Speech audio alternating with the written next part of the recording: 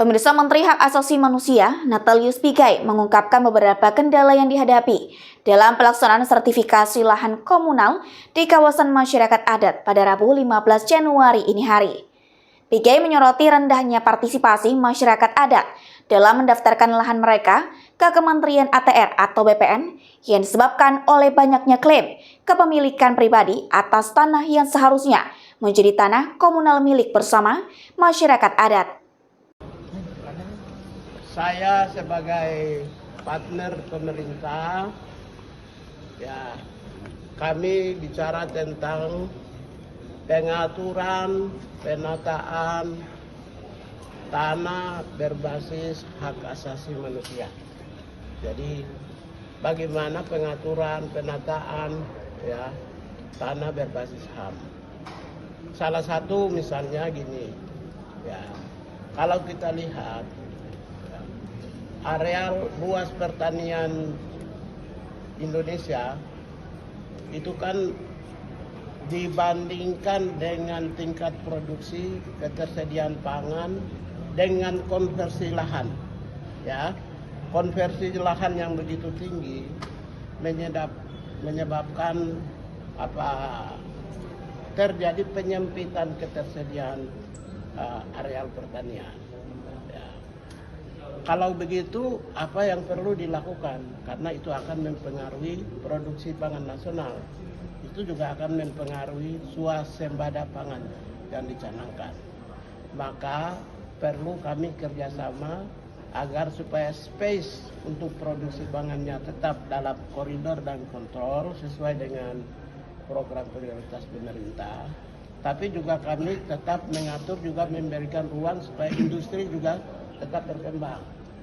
Contoh, saya mau kasih tahu, pusat produksi beras di Indonesia itu lebih banyak produksinya dari Majalengka, Indramayu, ya, kemudian Sragen, Bojonegoro. Kalau di situ dibangun sebuah kawasan industri, ya, infrastruktur yang berlebihan misalnya, atau sarana prasarana, pasti dong produksi pangan akan terganggu. Beras, misalnya setahun kan rata-rata kita 600 sampai 800 suplai beras itu kan berasal dari Indramayu, Majalengka. Hampir juga 600 sampai 800 dari Sragen, Bojonegoro. Karena itu kawasan-kawasan yang memang diperuntukkan untuk mensuplai pangan nasional supaya adanya ketersediaan pangan bangsa ini itu tetap harus dijaga. Jadi kami tadi kerjasama supaya soal perizinan itu terkontrol dalam rangka koridor pencapaian cita-cita bangsa, cita-cita nasional, dan masa depan pangan nasional. Saya kira kalau dengan demikian kita tidak akan juga bisa bergantung kepada impor beras dari luar negeri, impor pangan. Tapi kita sendiri bisa menjaga kontrol produksi pangan termasuk swasembada pangan. Contoh, beras 30 juta ton konsumsi nasional.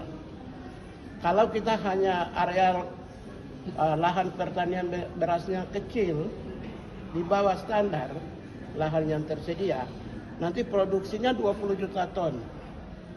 Sementara 1 tahun kita butuh 30 juta ton. Nah, 10 juta terpaksa supply.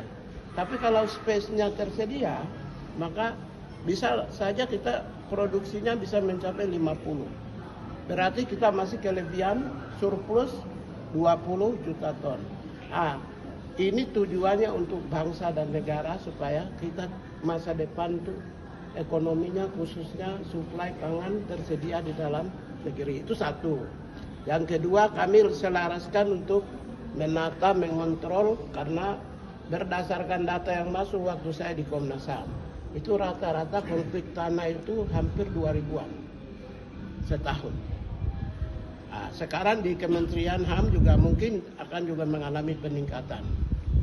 Di tempat-tempat menerima pengaduan terkait dengan kasus juga pasti selalu ada. Karena itu kita selaraskan aspek ini. Termasuk juga yang ketiga, kita bicara tentang bagaimana digitalisasi sertifikasi. Saya senang sekali dengan Kementerian ATR BPN. Sekalipun digitalisasi sertifikasi itu sulit, tapi sudah hampir mencapai 20%. Lebih dari 20%. Itu kan alhamdulillah ya, syukur ya, daripada enggak sama sekali. Bayangkan bagaimana orang mencari keadilan, persoalan tanah, persoalan sertifikat yang tumpang tindih. Baik tidak hanya di perkotaan, tapi juga di daerah-daerah terpencil. Karena itu ketika ada digitalisasi sertifikasi, maka semua terkonek dan bisa dikendalikan secara baik dan benar. Kemudian juga tadi kita juga hitung-hitungan tentang bagaimana kalau misalnya luas lahan pertanian di Pulau Jawa makin sempit karena industrialisasi, karena adanya real estate, karena adanya infrastruktur, karena adanya orang tua yang petani tapi usianya menua dan anaknya mengalami misalnya terdidik dan bekerja di luar pertanian misalnya di Jawa. Kalau begitu luar Jawa bagaimana? Itu juga tadi kita hitung juga. Kita bicara yang lebih untuk andaikan apakah boleh nggak untuk masa depan itu kita sarankan untuk supaya industrinya dipindahkan ke luar Jawa. Memang ini teori. Tadi Pak Menteri sampaikan bahwa itu teori masa lalu. Karena harus bergantung, industri itu bergantung pada konsumen dan ketersediaan mobil bahan baku. Itu juga tadi kita bicara tentang. Lalu yang terakhir misalnya kami juga bicara tentang bagaimana hak komunal. Problem sertifikasi komunal itu sekarang itu agak sedikit susah secara masif dijalankan. Karena sejauh pengamatan kami, saya, itu tingkat partisipasi masyarakat ya secara sukarela untuk mendaftarkan ke Kementerian ATR BPN itu susah. Kenapa susah? Justru di kawasan masyarakat adat, masyarakat komunal, setiap orang mengklaim punya dia. Padahal sesungguhnya itu punya kawasan adat. Nah, supaya apa? Dia memiliki sertifikat dan dia simpan dan dia bisa jual. Nah, kawasan adat itu, andaikan mereka bersatu aja, lalu mendaftarkan tanah di Kementerian ATR BPN, itu pasti konflik tanah di wilayah kawasan misalnya masyarakat komunal atau kawasan masyarakat adat bisa diselesaikan. Saya apresiasi Kementerian ATR BPN karena sudah menyediakan sertifikat komunal. Luar biasa. Coba kalian cek di seluruh dunia. Tidak semua negara di dunia ini yang menyediakan sertifikat komunal. Indonesia sudah lebih maju, di mana kita menyediakan sertifikat komunal dengan adanya peraturan Menteri ATR BPN.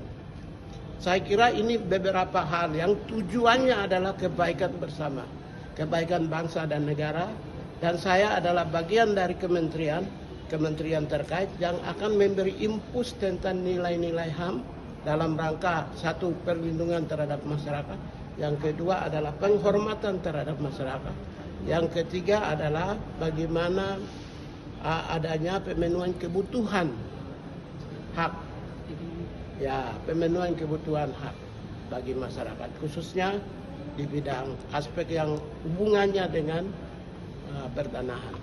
Saya kira demikian. Pemirsa, jangan lupa ikuti terus berita menarik dan terupdate lainnya dengan cara like and share di seluruh akun BI TV. Saya Putri Purwitasari pamit undur diri dari hadapan Anda. Terima kasih dan sampai jumpa.